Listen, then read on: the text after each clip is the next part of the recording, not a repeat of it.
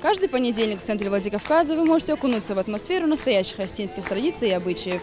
По инициативе молодежи вот уже 4-й год остинские танцы возвращают нас во времена настоящих джигитов и скромных горянок. Принять участие в мероприятии может каждый желающий. Хаштижар никого не оставит равнодушным. Мероприятие отличное. Я считаю, что таких мероприятий должно быть побольше в нашей республике. Потому что они, во-первых, приобщают молодежь к остинской культуре, к остинским традициям, к остинским танцам и ко всему, что в себя включает в общем остинский народ. С каждым разом Хаштижар посещает все больше людей. Вот уже иностранные гости республики проявляют интерес к этому мероприятию. It's my first time in Ossetia, and so far it's really interesting. As I fell in love with the region, I bet I will be back eventually in maybe a few years. Really interesting. I don't know much about Ossetia, so it's a good way to get in contact with the culture. So really interesting.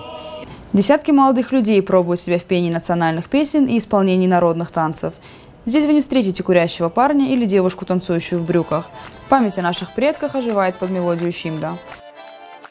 Асуташ арашту манасамай фашиват шакаразима баттой шакарази уной шакарази гдау даттынма мамта манаш шкотам самай ирон фашивадан шабонва рсаун шахи айвадима шахижбаттын вахадагай унут Мана Адамом Бортканнс, Адам Боллинс, Тернунс, Иронзина Адма.